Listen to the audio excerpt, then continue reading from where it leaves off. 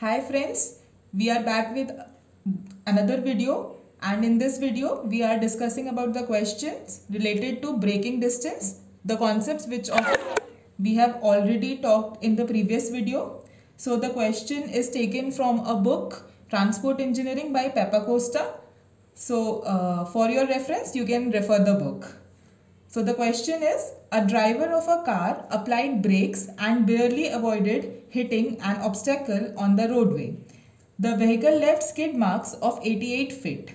Assuming that f equals to 0.6, determine whether the driver was in violation of the 45 mile per hour speed limit at the location if she was traveling. There are three cases: uphill on 3-degree inclination, downhill on a 2.3-degree incline on a level roadway. Also compute the average acceleration developed in each case.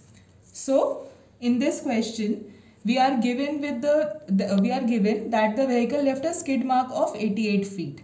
That is, we are given with braking distance of 88 feet. One thing I want to clear, in the previous video we have told that for braking distance we take the x component because of very little inclination. So here we can see that the inclination is very less, so we can directly take this as 88 feet instead of taking it as 88 cos alpha. Now we are also given the coefficient of friction, that is 0.6, which states that it is a dry pavement. Also, we are given with our alpha value in the first case of 3 degree. So, and we have to tell that we are not violating the speed of 45 miles per hour. So, always be careful with the units what we are given with. Here we are given the braking distance of 88 feet. Whereas we are talking the speed of 45 miles per hour. So at first we will convert this into feet per second. And for that, and in feet per second, RV which we have to check would be 66 feet per second.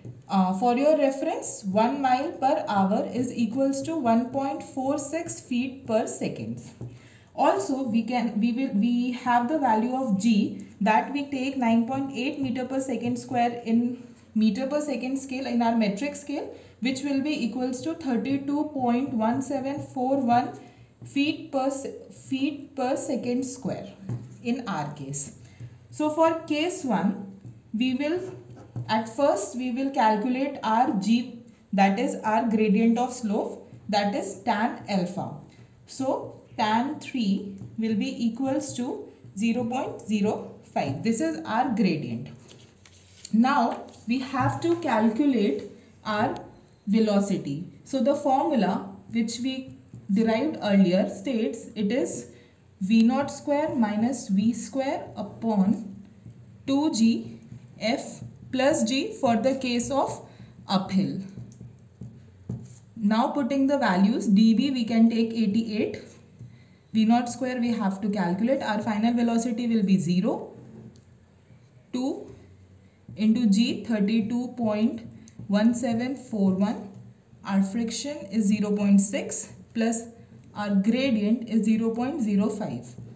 On calculating this, we will get v0 square is equals to 3680.72, where we will get v0 equals to 60.66 feet per second.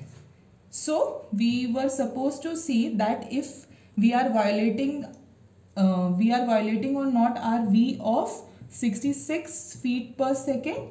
So in this case she is not violating the speed. Also we have to calculate the deceleration. So again, from our previous 12th standard equation of motion, third equation of motion, 2ds is equals to v square minus v0 square, which gives 2d. We have to calculate s or x or dv will be our 88, and now we know that our velocity is 60.66. So 0 minus 60.66 square This gives us our d value of 20.91 feet per second square. This is our first case and these are our answers. Now for our second case, where our alpha value is 2.3 degree downhill. Again, we will calculate our gradient, that is tan alpha, that is tan 2.3. This is equals to 0.04. So we get the slope of 0.04. And now braking distance. Here the formula will be changed and it will be V naught square minus V square upon 2G F minus G. Be careful with the sign in case of downhill and uphill. That can be a cause of mistake in your question solving. So now again putting the values, V naught square minus 0 square upon 2 into 32.1741, 0.6 minus 0.04. On solving this equation, we will get V naught square equals to 3170.81, which will give us the V value of 56.31. So again, we have to check if she is violating the speed of 66 feet per second or not. So here she is again not violating. Now we have to calculate the acceleration. Again the equation will be same. 2ds equals to v square minus v naught square. 2d into 88 equals to 0 minus 56.31, which will give us d equals to 18.02 feet per second square. This is our second acceleration.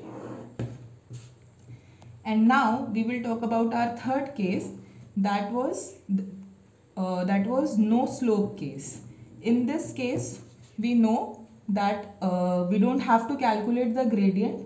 The direct formula for dv is equals to v naught square upon 2gf.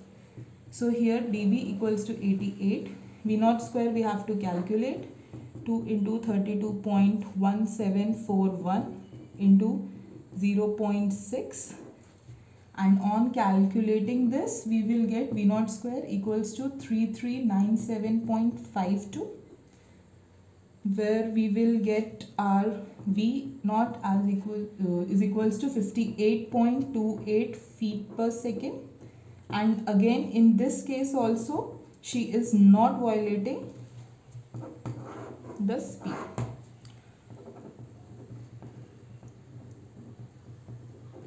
Also, we have to calculate the acceleration for this case also. So this will be again using the same formula. Minus 58.28 square, and this will give us d of 19.31 feet per second square. So this is the whole solution for the question. On summarizing the whole solution, we can see that for case A, which was uphill, our gradient was 0.05, our velocity was 60.66, and our deceleration was 20.91. The velocity was in feet per second. In second case, it was downhill, the gradient was 0.04 and our velocity was 56.31 feet per second, and our deceleration was 18.02 feet per second square. And in third case, where it was no slope, the gradient would be obviously 0, the velocity was 58.28 feet per second, and the deceleration was 19.31 feet per second square.